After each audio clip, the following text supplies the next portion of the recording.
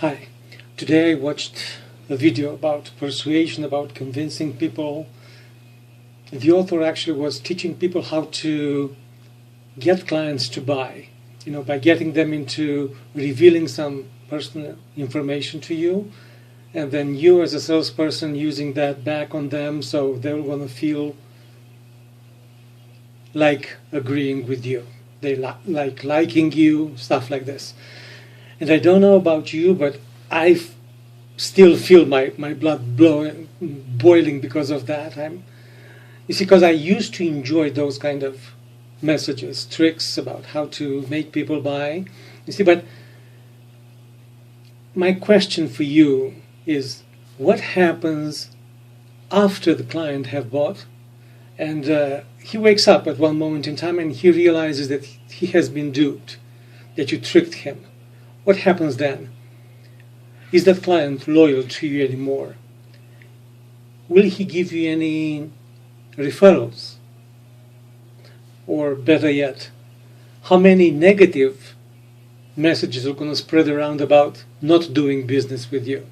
You see what I mean? So although you are happy that you gained the sale and you made your commission, basically that kind of approach to doing sales is detrimental to your business long term.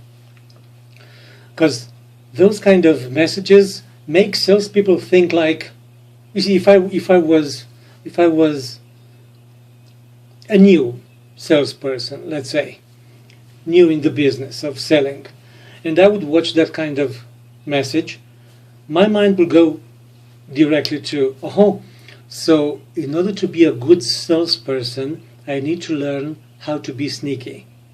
That's pretty much what it is. And also general public watching that kind of messages are going to become aware, going to say, so this is what salespersons do. I have to be wary of them because they are sneaky.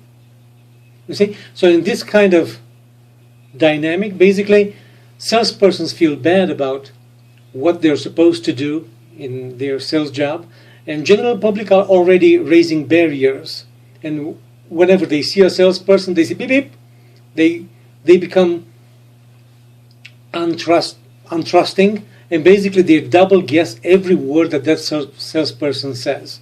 So it's like an invisible war, which actually was born by those kind of messages. And what salespersons do after that?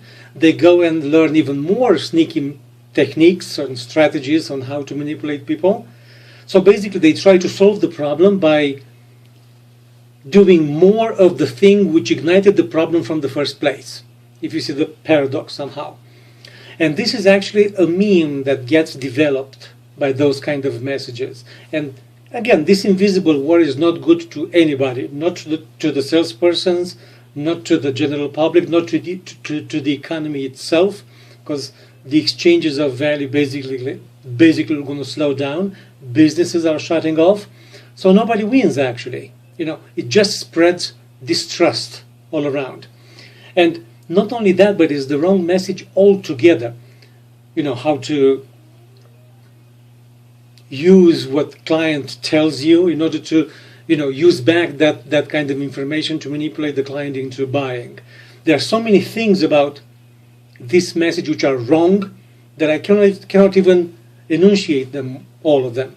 If I were just to think of one, for instance, it is said that you need to ask the client questions and they need to reveal to you some personal information for you to be able to use them back.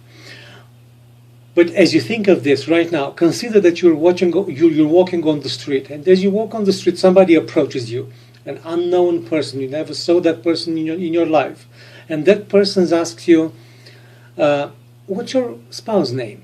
What's your kids' names? What do? Do you tell them? I hope not. And why not? Well, because it's something missing over there. And what I would say that actually missing there, it is trust and connection. Without trust and connection, there's no communication, and you can offer that person a $20 bill for $1 in exchange. They won't trust you. This is basically what happens. And selling doesn't need to be about tricking, about luring people into buying your product, into enticing people to buy your product, manipulating their reality in order for them to buy. The way I see selling, and the way I'm hoping to inspire you also to see selling, to see sales. Sales is a process of influence.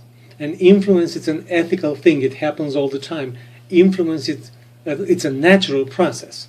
And selling as a process is the process where I connect with the person. And in that connection with the person, I take note if they admit having a problem to which I might have a solution. If they admit having that problem, and they admit wanting a solution now as opposed to next year somewhere.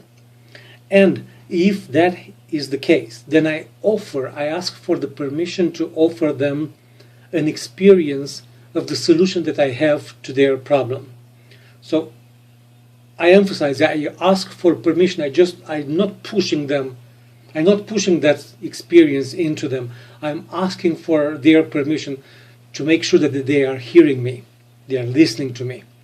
And after giving them that experience, a real experience that they can feel, so they can feel the value of that solution, not just me talking to them, they can feel the value. Then I'm asking for an exchange of value. If you consider that solution valuable, then I'm asking for this value in return. Can it be money? Can it be referrals? Can it be them paying my rent or the mortgage or the rent for the car? Whatever it is, I'm asking for a value in return. And this is what selling is. No need for persuasion, no need for convincing, no need for manipulating or anything like that, pushing things into them. So this is what selling is for me, and I'm hoping that I'm inspiring you to change a little bit your vision about what selling means. More about that in the future. Take good care for now.